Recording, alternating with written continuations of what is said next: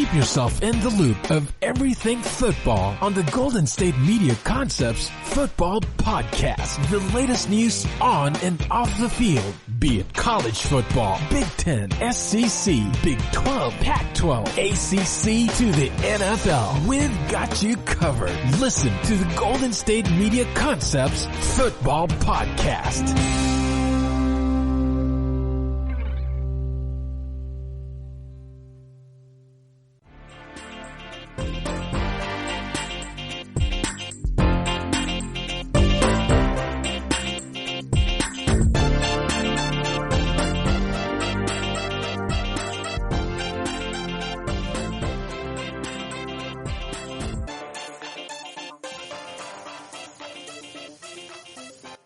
Welcome to the GSMC Football Podcast on the GSMC Podcast Network. It is the duo that is dynamic out here at the GSMC. Talking to you today about all things football. That is me, Ethan, and that is Brice on the other side of the line. Brice, how are you doing today? I am doing well, sir. I am doing well. Just, coming off the 4th of July weekend, man. Just trying to, keep everything together, man. Gotta go back on the grind again this week, and just still we're getting closer to a lot of different milestones in sports coming up, so it'll be interesting to see what happens next few months. A lot of stuff's going to be happening. You watch any fireworks, or were you I know you heard some for sure. Oh yeah, man. I was hearing fireworks for about 25 hours straight, man. It's really been fireworks. It's really been fireworks since Memorial Day. That's long as I've been hearing them every day. But yesterday and July 4th to be exact was unreal. Unreal. The smoke literally from 8 to 2 in the morning. You could probably see smoke in the air, like as if like the water is evaporating off the concrete, but it's not water. It is just the leftover smoke in the air, which apparently isn't good for the oxygen, but surprise, surprise. Who would have thought? You eat any good food, man? Any memorable meals on the 4th? No. I mean, honestly, man, I just ate the typical regular barbecue, some sides and stuff like that. Nothing too crazy, man. It was kind of a normal day for me, to be honest with you. That's fine, bro. However you decide to spend your life is how you decide to spend it. Was yours popping? Mine wasn't pop. It was real relaxed. I was actually out at a close friend's house for their little celebration. It was a very close knit, like maximum people was seven people involved, and 2 of the people lived there. So it was really just 5 people over. And I was just there to really capture the day. So I was taking images because I do photography. So that's all I was doing. I got some good eats and that was it. It was a good time. Wore a mask, was safe. Life is still good. We're still kicking.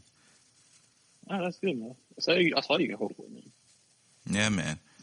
So speaking of fireworks, I think it would be a disservice to not talk about the barn burner of a deal we just saw today. Right before we started the podcast, Patrick Mahomes signed the largest deal I have ever seen in football.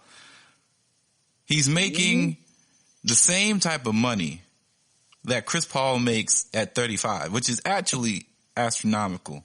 Like, on a per year basis, right? It's kind of crazy that football has gotten to this point now, but it's still absurd. He got a 10-year extension, so 12 years total off the 2 years he had left.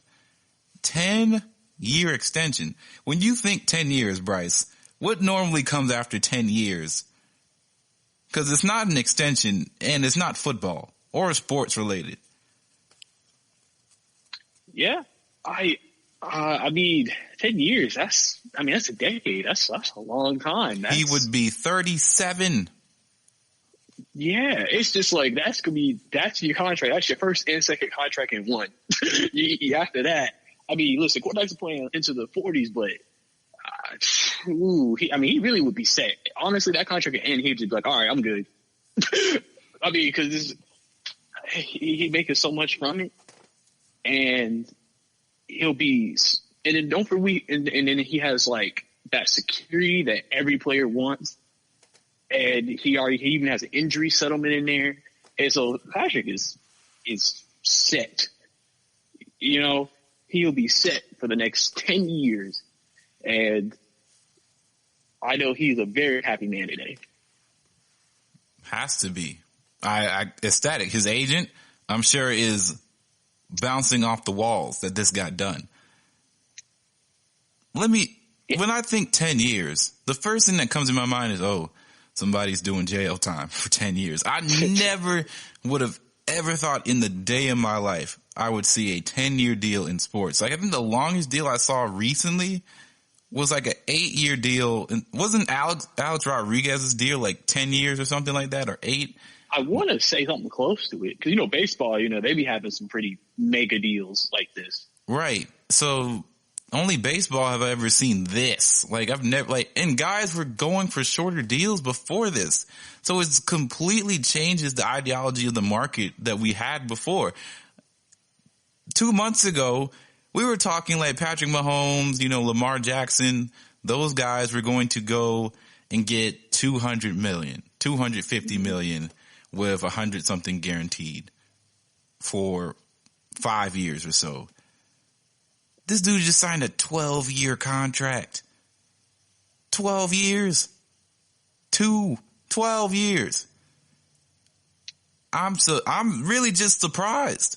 I never thought today I would wake up and be like, you know what, Patrick Mahomes is going to sign some money. And if he did, he's going to go just to the wall. 12 years. $450 million. And the thing that's crazy, too, about it is, honestly, I know you just said it changes the market, but I honestly think this might create a tier. Like, you know, before in the NFL currently, before this deal was signed, if you were even just labeled a winning quarterback, close to a franchise quarterback, you would get top 5, close to top 5 money, right? For the most part. Like, guys who even weren't, I guess, considered the most elite quarterbacks would still get around that money. But now that this contract's been signed, not every quarterback is going to get Patrick Mahomes money. So it's like definitely limited to a certain amount of people. And it creates that gap between the top guy and now the second highest paid guy. I don't even know if it's from a per year difference. It may not be that great, but just in terms of an overall contract overall. Because like you said, people have said this now. J.J. Watt tweeted out a GIF. He said, listen, Deshaun coming up, and Patrick has got 400. And everybody thought their contracts would be around the same. So it looks like Deshaun going to get 400 too. So there's going to be some big money getting paid out for some guys. But I also feel like there's that gap, like I said, in between, where some teams may be like, all right, we can give you 400 for certain quarterback situations, but we can give you 200 because now compared to Patrick Mahomes' deal, that's a bargain. And you're still getting paid. So this really has reset the entire market.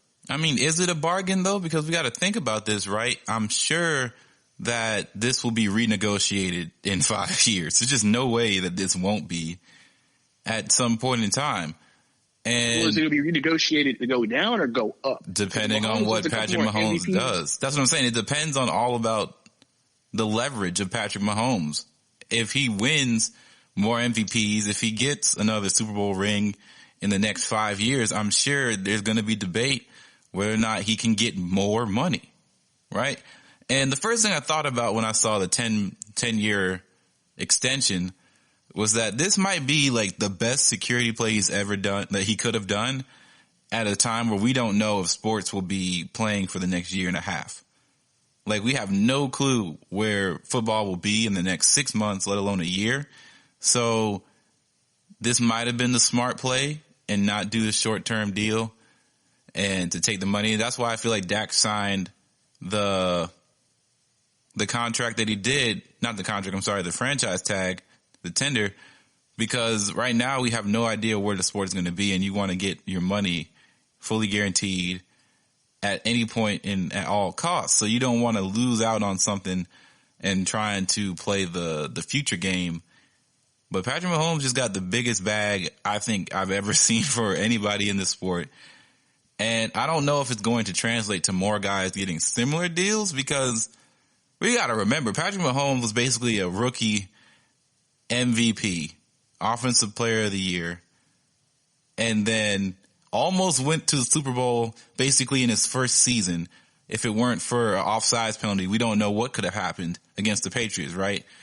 Then the next season, things are injuries all around. They're not as good as they were last year, not as dynamic as far as just the wow factor.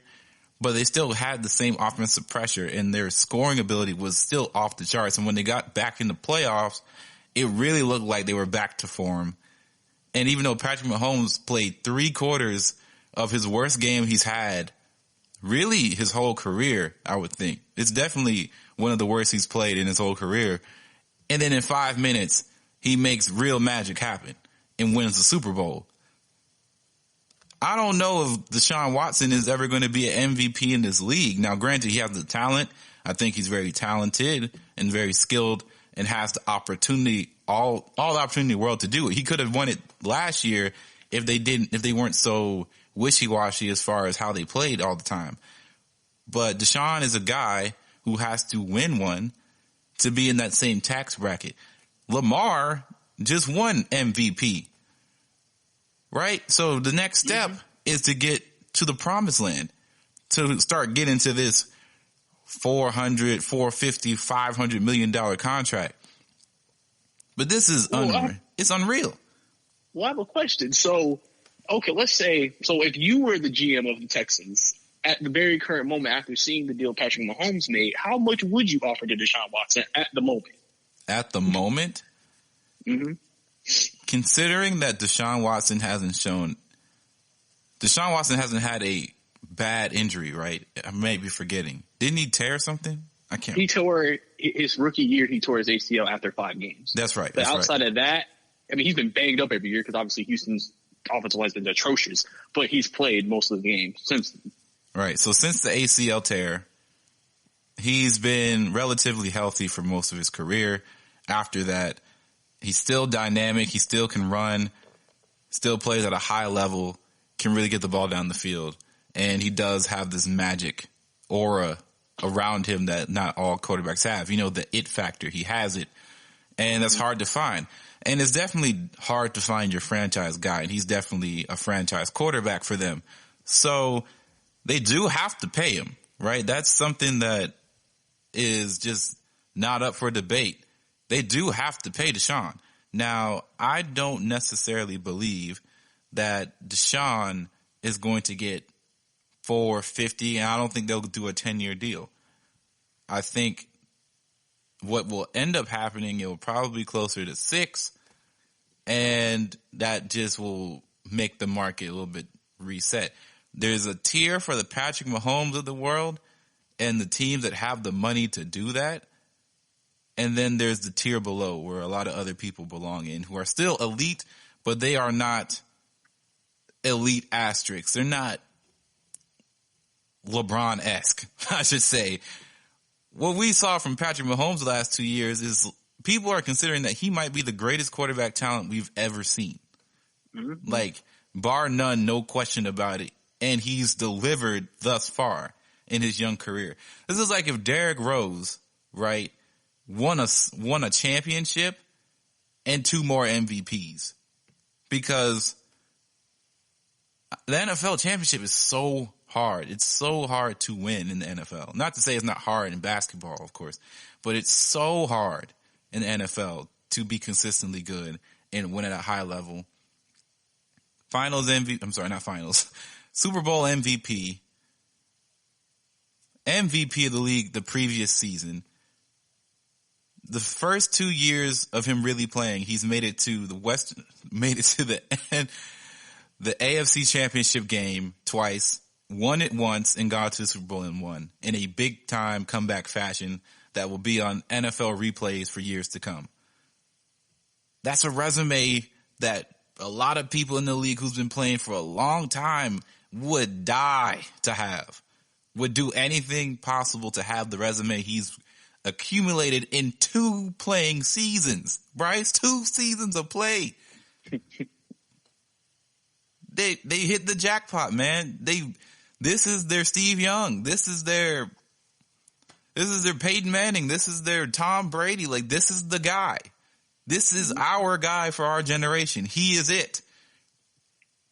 And he just got paid like it. That man, Patrick Mahomes, he's set. He is set.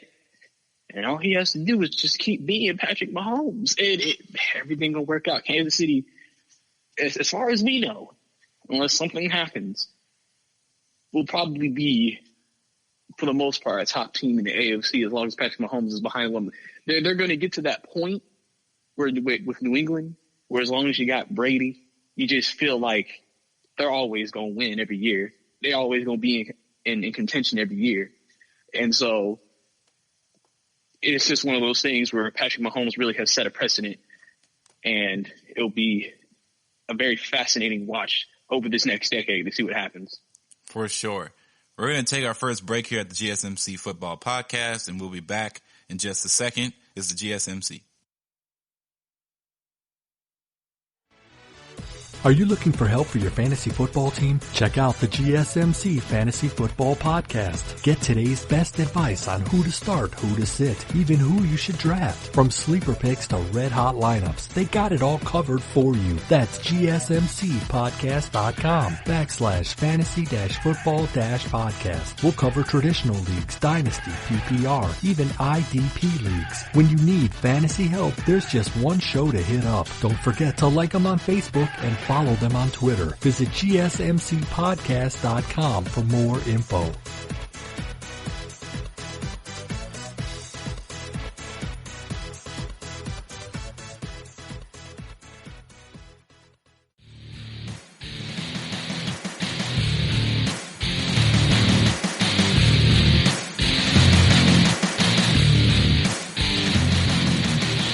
All right, football fans, we are back at the GSMC Football Podcast with Brice. I'm still here as well, Ethan. Brice, what's going on in Washington, and what should we be concerned about as far as their name change? What are the updates? Well, obviously, this has actually been an issue that's been going on for longer than this time period. It was an issue a few years ago, but kind of swept under the rug after a while. Obviously, the Washington football team, they're called the Washington Redskins. Redskins is an offensive term to the Native American community, or the true natives that still live within the U.S. And so there's been talk, there has been, some like small protests. There's been different things happening as people, especially during the climate that we are in socially at this very moment, that want them to change the name. Nike has already taken down Washington's merchandise off their website, so you cannot order Washington Redskins merchandise off Nike anymore. And I believe a couple of more sponsors have pulled out, and they said the worth of all those sponsors combined is $650 billion. So these are very top-level sponsors.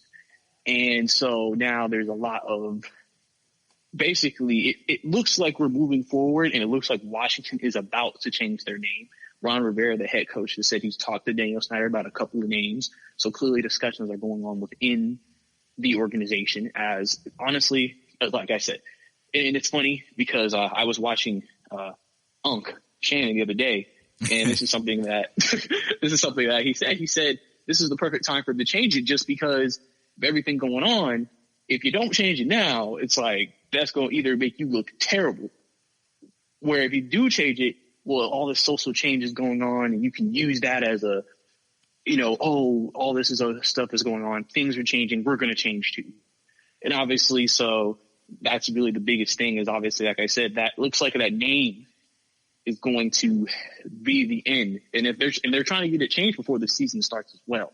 So if that happens, we may not be calling the Washington Redskins anymore.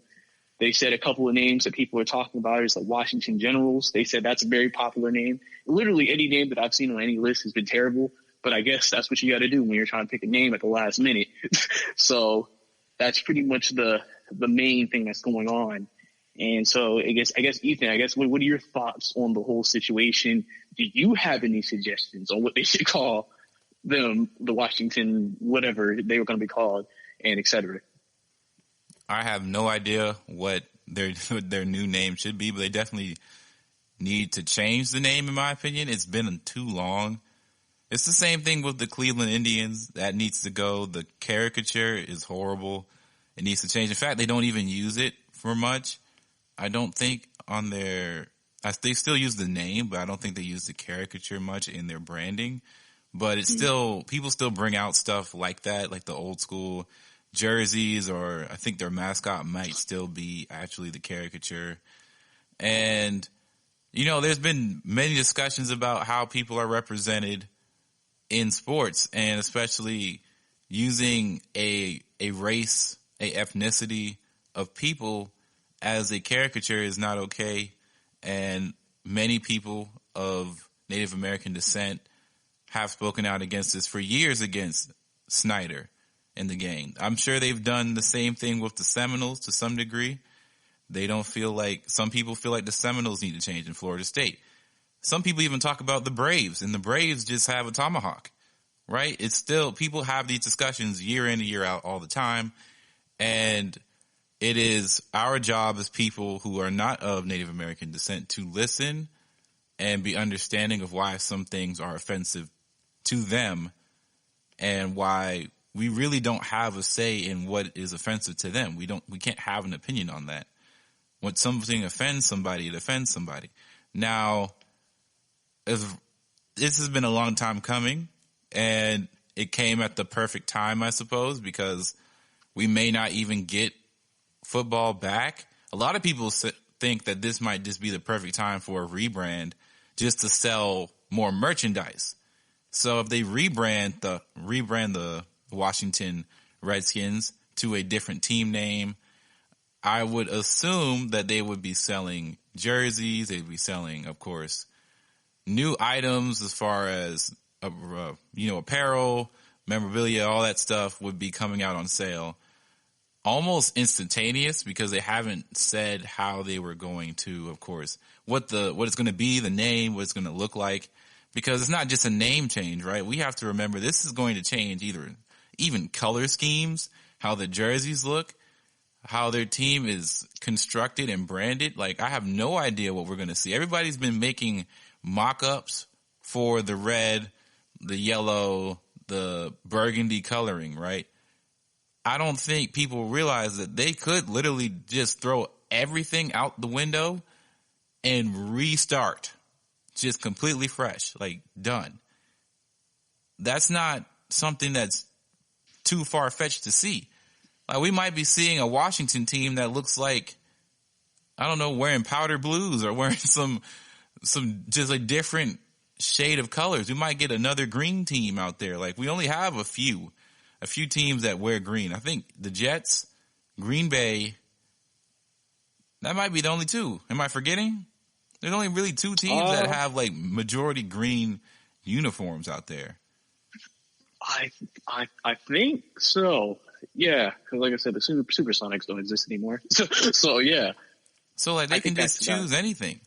And from what we've been seeing from, the XFL, their jerseys were cool. I liked them. They were alternative, but they definitely didn't feel professional, in my opinion, as far as the colors and the scheme.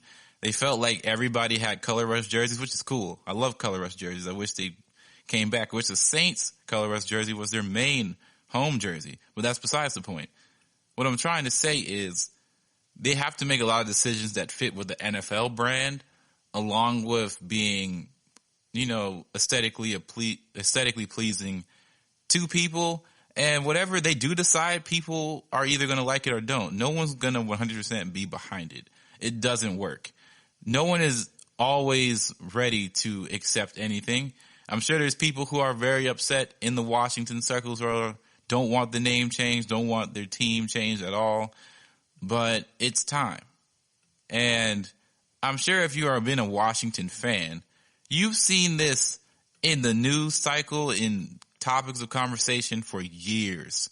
So this should be no surprise. This shouldn't be hitting people by surprise. In fact, if you are surprised, it would probably be only because this thing sounds like it's actually getting a lot of traction as money talks and sponsors are pulling left and right until this thing is decided upon.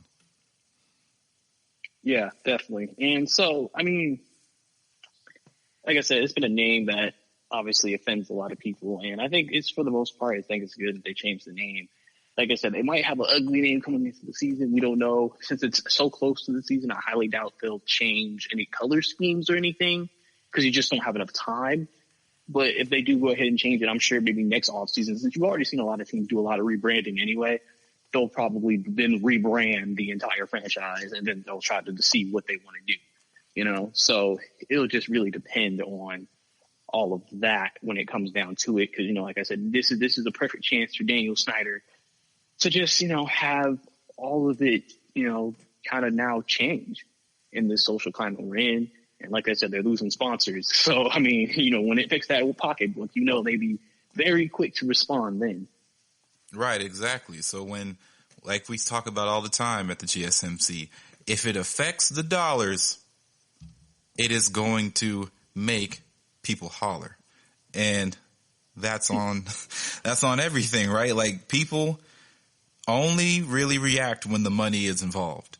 And we see that from all different types of industries and any different types of business. Money makes things move. And when you take money away from people, when you take your sponsorships, when you take Nike away, when you take potential sponsors like Chick-fil-A or whatever the case may be, big players, big names so big that you probably don't even know who they are and what they represent, what brands they actually own, that's powerful stuff. And that's stuff that people like inside the Redskins organization are taking notice, to the point to where your head coach has to speak on this. I mean, technically, the head coach would speak on this regardless because they are looked upon as a part of the front office, kind of adjacent. They are the link between GM and players. It's the coach. So, of course, the coach has to say something on it. I'm surprised that there hasn't been a lot of talk about what the players think besides what they say on Twitter. But, you know, players seem to be, by and large, very supportive of the name change. And that is good, right? We haven't heard any backlash from players, which is nice. Yeah. And, I mean, obviously, they make it like there's other things we also have to worry about. But, you know, they're probably seeing, since everybody else is kind of speaking out, it's like, well, everybody else is kind of doing what, you know, picking up the slack, I guess I should say, for what we're doing, obviously, since they're trying to deal with their own thing with Corona and everything coming up. So I'm sure, you know, whatever happens, I'm sure they'll just be like, okay, finally got that changed. Now we don't have to have that lingering over our heads anymore, playing for a franchise that has a name that could be offensive to obviously a certain demographic and other demographics. And we could just go play ball. Don't have to worry about that anymore. Yeah, for sure. I know that we are looking towards the future here, and we have the GSMC, we do have some marketing podcasts, and branding is a part of marketing. And I'm sure there's some graphic design stuff that they talk about in there. But we, over here at the football side of things, we don't really get into graphic design. But Brice, what's something that you like to see Washington be able to pull off? What is it, a color scheme you like to see, or maybe some insignia that you like to see as part of the uniform or the culture that will be the new Washington team? I recently looked up myself, what is the state bird for Washington? And it's pretty small. I'll be completely honest. It looks like a hummingbird. It's not a hummingbird though, but honestly, it wouldn't be my first choice to put on as your mascot. I mean, for me, I feel like personally, I think obviously you got to change the color scheme, but I was thinking you guys could just got to be like everybody else, just be a bird or some type of animal. I don't know. Maybe. I mean, let's see. Let's think about who are the surrounding teams in Washington. You got the Washington Wizards. You have, I think, the Washington Capitals. So, because I mean, DC is the capital, and they do, even though they don't legitimately play in the capital, but like they're the Washington Redskins and stuff. So I probably think you want to probably keep, I don't know. Do we already have a team called the Washington Monuments? Could they do that? I've heard that one get bounced around. I know a lot of people keep it capital. A lot of people keep saying the Washington Generals, and a lot of people forget that the Globetrotters, and the Generals usually play all the time. And by usually, I mean that's who they play every single time in the traveling act. And you don't want to be associated with a team that is meant to lose all the time. The Generals never win. It's always the Harlem Globetrotters that win. So you want to be associated with winning. You don't want to be the Generals. Don't be the Generals. I've heard the Sentinels. That sounds cool. Sentinels isn't bad. Yeah, it sounds like very defense heavy. The Washington Sentinels. I don't know, man. It's just, I'm more eager to see just what they have. And I like to see them get their fans involved. Put out some polls on Twitter, start getting some images together and be like, which one? Or, how people market stuff now? Just put an eye emoji or the thinking face emoji with a question and just post a bunch of pictures and just see where people's heads are at and what they feel about it. That'd be cool. Yeah, definitely. I think that would be, I think, yeah, it'd be really nice for them to do some fan interaction because why not? The fans, are a part of the team in terms of money and everything. And even though you want maybe see them this year in stadiums, let them help y'all. I mean, because the only thing is if you're rushing it and you only got a few minds, maybe y'all might not pick the best name and then we might have to go back to a rechange even next year. Because now the fans are like, yeah, this isn't going to work, guys. We got to switch it up. We can't do this. This is not working for us. And we definitely need this to kind of change a little bit because we think that this name isn't the proper name that fits our city and fits what we want to represent. They need something cool. You know what I'm saying? That's to go with them. Right. I don't know. I was thinking, how do you feel about the DC? Wait, did we have a DC Gladiators? DC Gladiators? No, you had DC Defenders, the XFL team that once was. Oh, okay. All right, that's just another name that can go to the hat. For sure. Well, at the GSMC Football Podcast, we try to keep it cool, and we'll be keeping it cool and locked in. But right after this break, we'll be back talking more football. Here we go.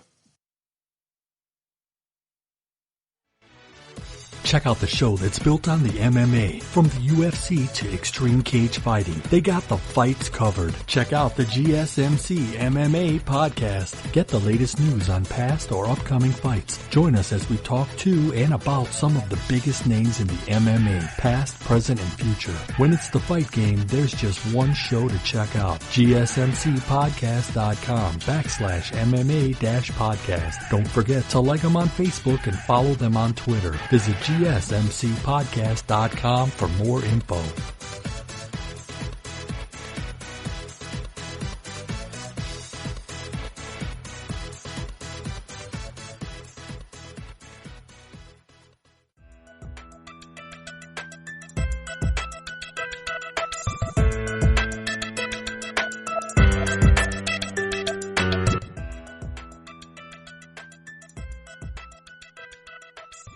Back at the GSMC Football Podcast, where it's me and Brice once again still talking the greatest game in the land.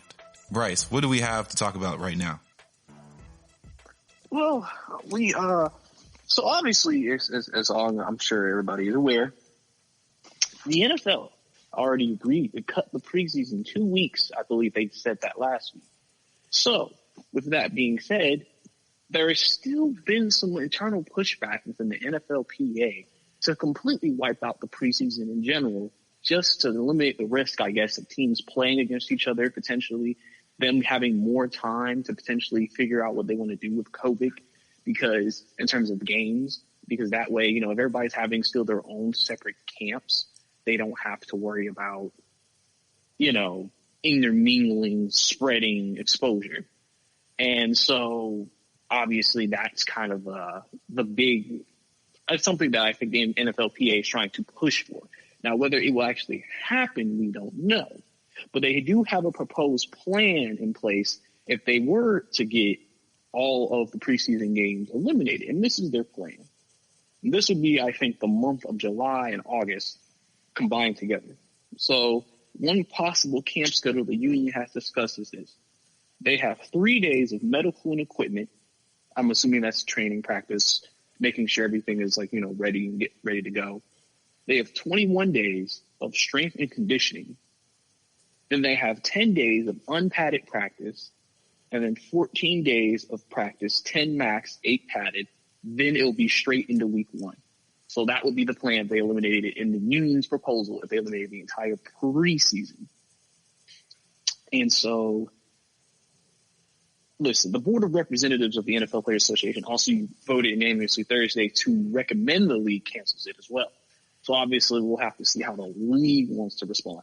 And besides, listen, we've been talking about this for years, Ethan, about that the NFL does not see the preseason as that important because it doesn't really make the money, and it's just necessarily just basically tryouts for maybe backup players and stuff like that. And so this isn't an idea I think the NFL is going to look at and say no, especially with COVID. Especially you may have no fans in the preseason games. So it's just like, we're not going to have fans. We already think the preseason is useless anyway. I mean, this may be something they take very seriously and heavily consider. And I think that's something that if I was the league, I would take that seriously, because you got to ask yourself, is it really necessary for preseason? Because here's the thing. You have college students, college teams who don't even do preseason. They just do like their little spring game practice, and then they play week 1 and boom. And so you're telling me that college kids can do it, NFL players can't? I think they can. Obviously, of course, you're going to have to still work some kinks out because this is your first live game action. But you'll be able to get into it once you get it down. That's why you go through all the reps and everything anyway during the practices and the camps and the training and medicals and everything. So I think that would be something they have to look into it. Because like I said, they've already shortened it. So is really shortening it and cutting out completely really going to hurt the entire season in general? Because it's not really, to me, going to affect the overall thing. And I also, like I said, I believe too, it is best to also look at, listen, we're kind of playing kind of unsafe right now, an unsafe social environment right now with Corona. Is it really necessary to have your unnecessary games played and potentially provide that risk for games that don't really count, won't really matter? And, you know what I'm saying? Is it worth that risk for all those players and everything? I mean, they're even talking about trying to cut the roster down from 90 to 80. And you see in that situation, that means they're just trying to reduce the amount of players that are in that locker room during the preseason. So why don't you just cut it down altogether? You still have to do your trials. You just got to win your jobs in camp. And that's basically how you have to do it for the most part. Because like I said, right now, there have been discussions and there have been talks with many people that within the NFLPA and the league that there's about to be a brewing storm coming about what to do with COVID surging when the season's getting closer. Because the NFL's had a luxury of not having to deal with it because their season was already over.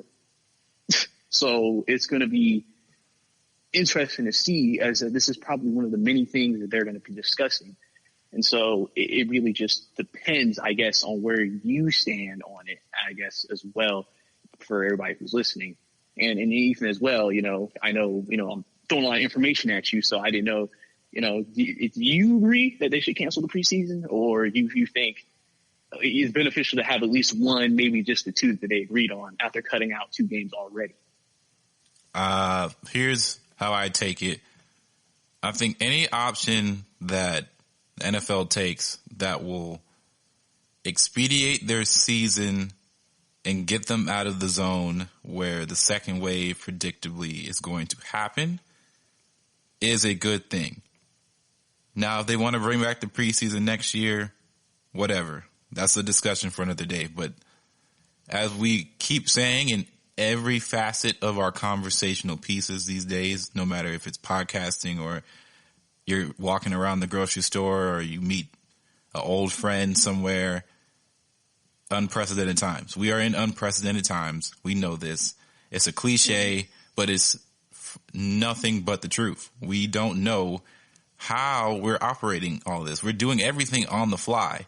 This is like when you write a paper and you did not read the book. There is no book to read on this, so to speak, on how to operate like this in 2020, especially when it comes to operating big mega corporation businesses that revolve around having many fans in one place, that revolve around having 100 something people on 2 teams, not including coaching staff and, medical staff too, and not including the people who work in the arenas and the stadiums.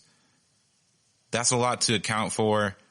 I, for one, feel like the preseason would do more harm than good on the back end, because imagine you start preseason and all of a sudden we get a large, much more numbers coming back about COVID than we anticipated, and we don't even get to see the season really take off. That would be pretty bad for the NFL. Now, I'm not saying that if we get the regular season that we won't see any numbers. I'm sure people will come back with COVID-19. It's going to be something that they have to be mentally prepared for. They have to have contingency plans for, because they aren't creating a bubble system to where it mitigates the chances of getting COVID-19 drastically comparative to still going to not motels. They're NFL players. They're still going to hotels. They're still going to be having to have team dinners to some degree. They still have to go on planes, on bus rides. They have to travel to different locations in the country that have different standards in how COVID-19 has been treated thus far. The NFL, underneath the shield, has one standard that they can embark on and can enforce throughout the whole league. That's their right as a company, as they own the rights to change rules when they want to. Each state has different rules and regulations on how they've been handling COVID throughout the whole time. This is why it's so tough to look at college, which we'll talk about a little bit later. College has just FBS. 130 FBS schools across the country are all under different rules depending on the state they're in.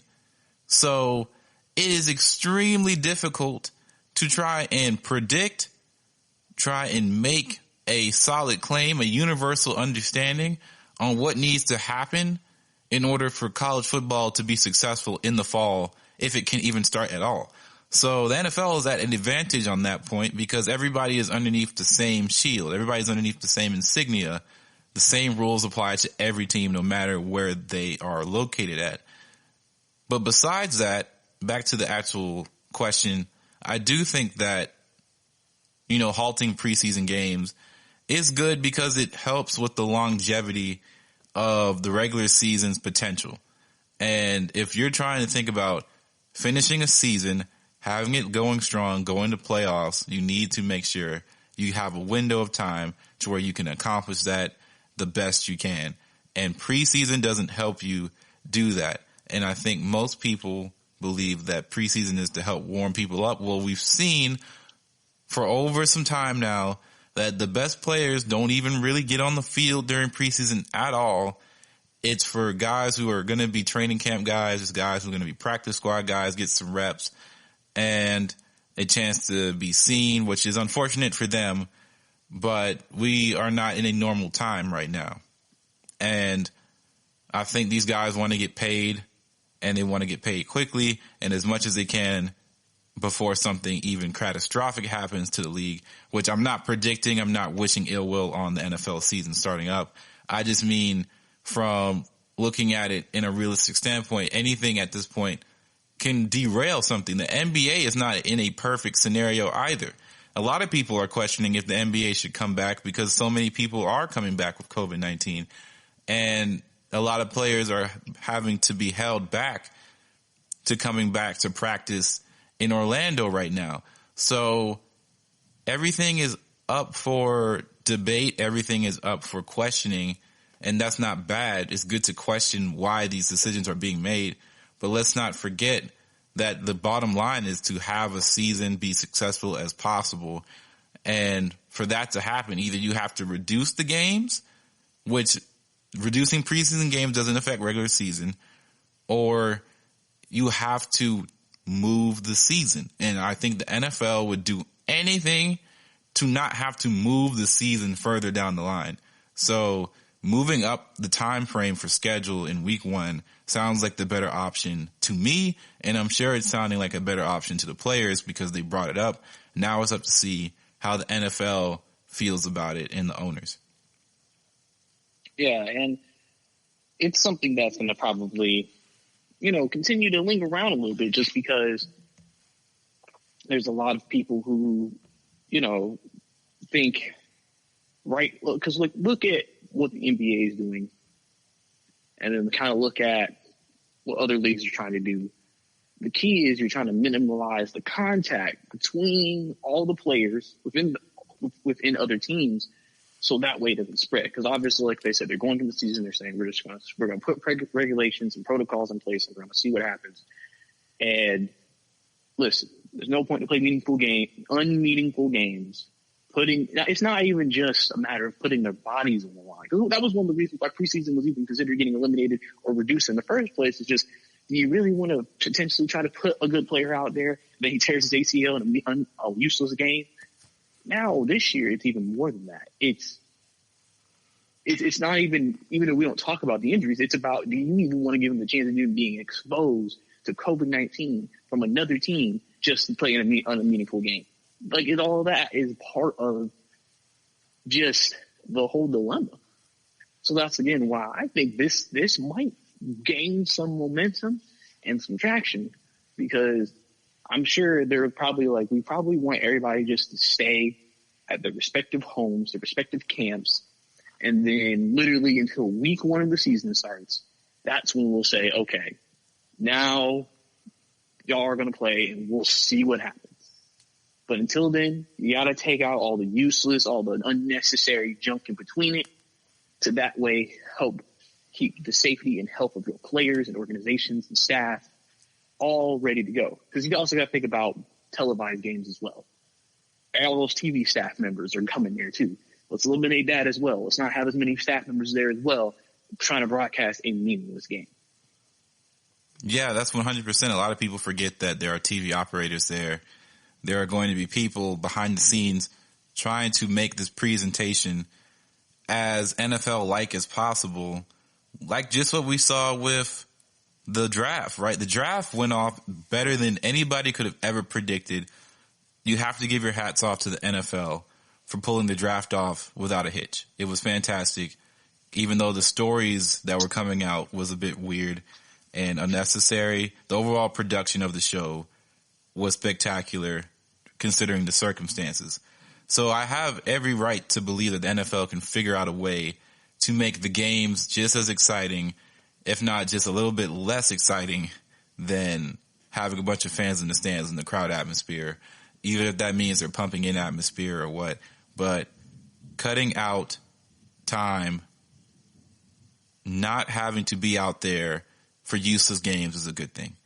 But we're going to take our final break here, and then coming back, we're going to get back into our last segment of football for today. It's the GSMC. Check out the show built around the women of MMA. From the UFC to the extreme cage fighting, we got the fights covered. Listen. It's the Golden State Media Concepts Women's MMA Podcast. The latest news of upcoming fights, discussions of previous matches. Join us as we talk to and about the biggest names in women's mixed martial arts, past, present, and future. When it's the women's fight game, you know where to listen to. The Golden State Media Concepts Women's MMA Podcast.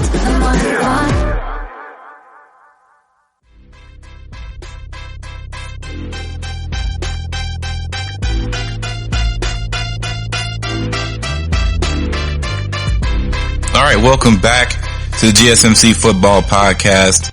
Brice and me are still here. Brice and I are still here, and we're going to be talking about mostly some college stuff right now, because the NFL has not shown any desires to talk about a spring football season, but college has brought it back up in recent time, because earlier during the COVID-19 outbreak, we heard it get shut down immediately. Coaches didn't want to deal with it. Athletic directors didn't want to do it. Officials in the NCAA did not want to even think about doing spring football. They wanted to be on time. But here we are, lo and behold, we're getting more traction in the idea of spring football being a thing and something that is not just a concept, but a possible option out of many options that the college football atmosphere, the NCAA, have a chance to attack on, but it is not off the table. Lincoln Riley, probably a top 5 coach, not probably, he is a top 5 coach in the NCAA, and he's arguably top 3 as he's made it to the college football playoff. I believe 2 out of the last 3 seasons. I think I know it's 2 out of 4. I don't know if it's 2 out of 3. He spoke out and said that spring football is definitely doable if they have to. Of course, they don't want to have to get to that point, but of course it would be a little bit difficult. There's difficulties in that, of course, because if, say, you don't make the playoff and you're done with your bowl games, most teams get into workouts and other things like that during the January season or the end of January. So the season ends for them, but they start to get back to work and you start to do things to prepare for spring. So it wouldn't be that far off of an idea of people getting into spring football training and getting that going to start the season anew, so to speak. So Lincoln Riley has given out verbal support of it as an option. Now, he's not saying that, yeah, I want this move to spring football, but he is saying that it's a viable option to have, and you can't take things off the table, especially at this moment in time. And you have to do what is best for your young people playing this game. Now, there's been a lot of different things coming out of the NCAA that lawmakers have been pretty questionable about themselves, as they just had their summit again for name, image, and likeness. But the main topic that really people resonated with from that meeting was their questions about how the NCAA is dealing with COVID-19, and just some quotables from it. A lot of lawmakers chastise schools for basically making student athletes sign waivers. And those waivers were, if they wanted to do voluntary workouts, that if they were to get COVID-19, they basically wouldn't be able to sue the school. Now, there was the president of Ohio State responded to that, saying that students should be able to sue if they'll need to, if they felt like they needed to, but it was not so sure to the councilman at the moment in time. And that's still up for debate. But there has been legislature written so far that has not been brought up to turn into act yet about banning these sort of, waivers, these sort of pledges, what they call it, because it takes away the students' right.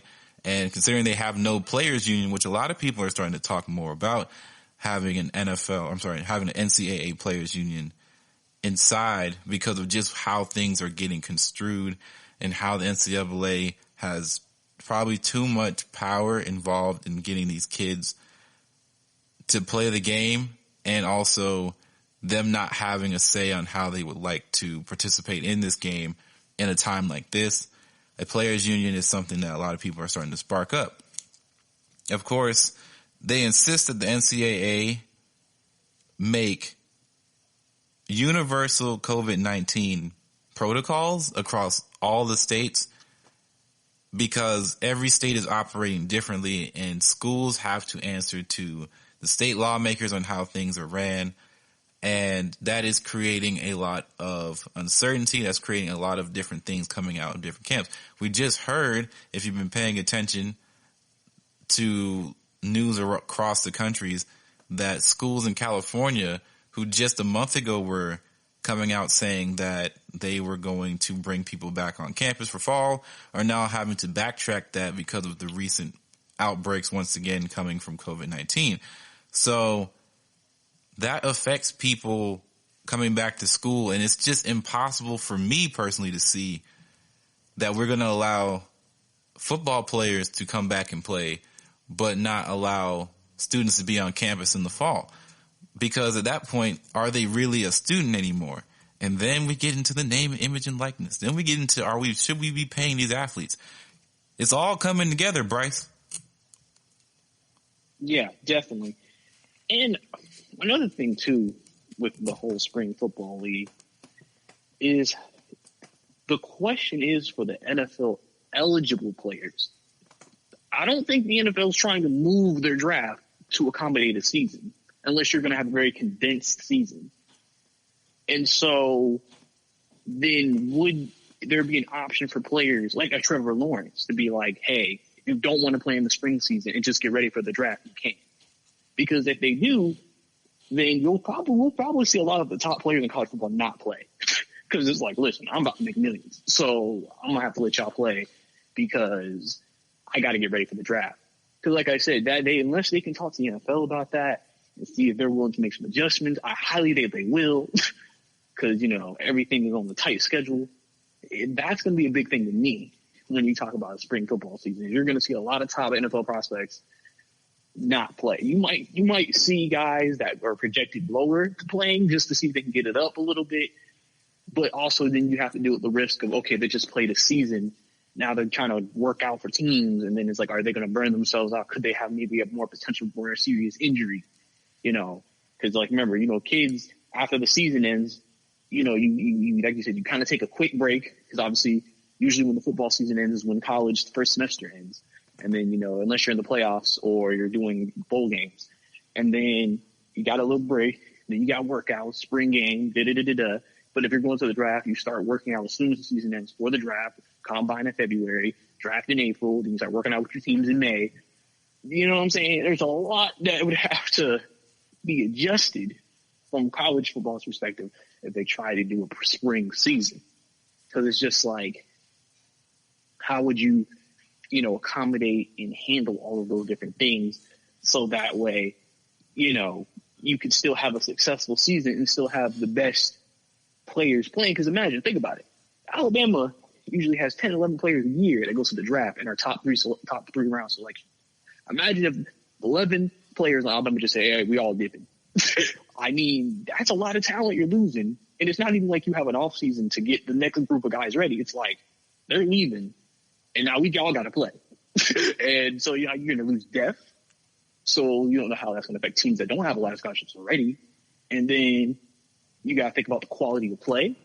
This could shake up college football in terms of maybe teams that could win it.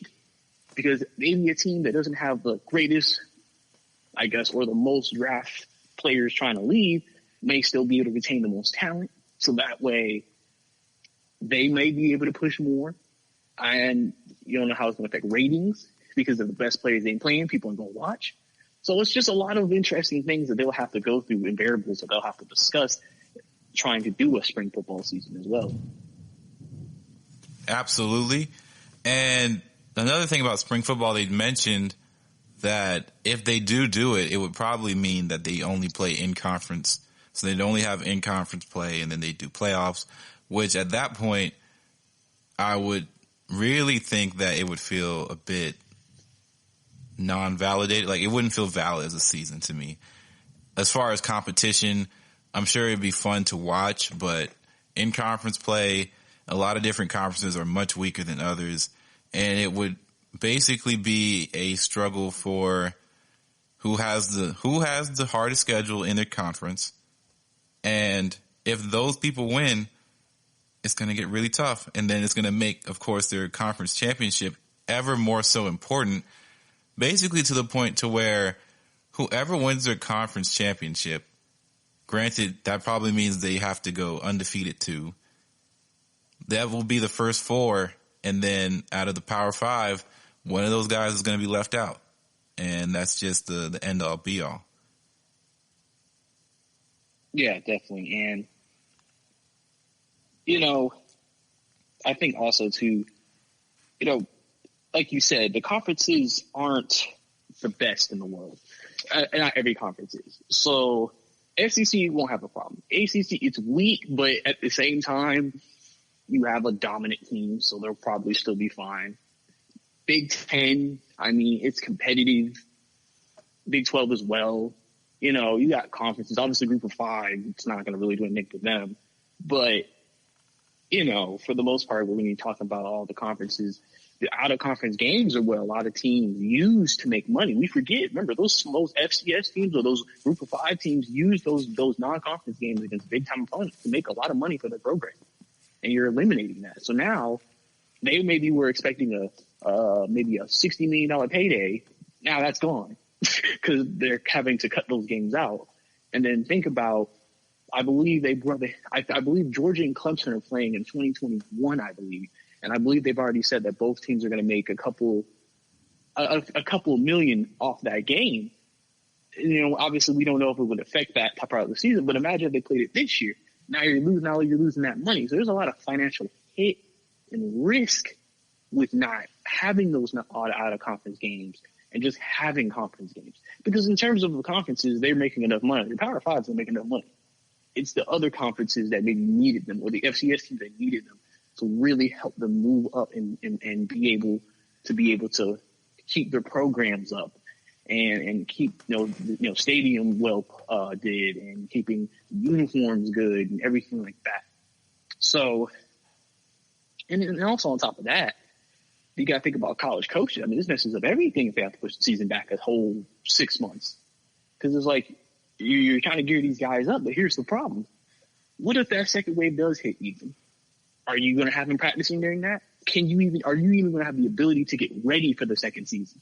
That's going to be the second issue on top of that, because COVID has left so much uncertainty, because it's just like, you don't know when there's ever just going to be a good time where we can just do it and we're confident that we're going to do it, be safe. So yeah, it's just a big thing right now that has to be discussed. There's a lot of things that have to be seen, and you just got to hope they're going to make the best decision for the players, because especially with college campuses and not knowing if every campus is going to bring back, their students, it just seems like way too big a risk right now, in my opinion, Ethan, to go and make a decision like this and take that chance, even if they do push it back, because you still got to have the lead up time to that season as well. Yeah, I feel that. I think the risk here is really, really high in different facets of the risk to start now and try and start on time, quote unquote, is that we don't know how far in they can go before the season has to potentially get shut down. And two, we don't know just how much COVID will spread within a season to different athletes that don't get paid to play, right? And that's the difference. The NFL players have incentives to play during a season like this, because if the season starts and plays well and we get to the championship, everybody gets paid. It's not just about the owners making money, because the players will make their money too. It's the same thing with the NBA and why they want to come back, because they want to be able to get paid. They want to make their money and not let it just basically be a lost season. So college football doesn't have that issue, so to speak, because you don't pay the players. And if you're going to put them underneath this much scrutiny just to play a game, right, that is, sure, it has connotations to their future and the draft stock if they have NFL aspirations. But imagine there are players out there in the NFL and the NCAA who don't take, classes that are less than the average for difficulty. It's people that go to school and want to take harder classes, get into harder major courses, that if universities go strictly online and you wanted to be pre-med, that's going to be extremely tough to deal with. You can't do labs, and it's a lot harder for certain people, and not everybody wants to learn via online Zoom calls. But this person still has to play football and still has to do this, that, and the third, and still has to do Zoom calls for their hard classes. It's just a lot. But that's going to be it for the GSMC Football Podcast for today. I'd like to thank you all for listening. Thank you all for rocking with us for so long, and hopefully you guys stick to us. I'd like to please encourage you all to please go and leave a review on the podcast, whatever platform you choose to listen to us. It'd be really helpful. 5 stars, 5 stars. Don't forget to follow us on social media, Facebook and Twitter at GSMC Football. For Brice, this is Ethan. We'll be back next week. Keep footballing, people. You've been listening to the Golden State Media Concepts Football Podcast, part of the Golden State Media Concepts Podcast Network. You can find this show and others like it at www.gsmcpodcast.com. Download our podcast on iTunes, Stitcher, SoundCloud, and Google Play. Just type in GSMC to find all the shows from the Golden State Media Concepts Podcast Network, from movies to music, from sports to entertainment, and even weird news. You can also follow us on Twitter and on Facebook. Thank you, and we hope you have enjoyed today's program.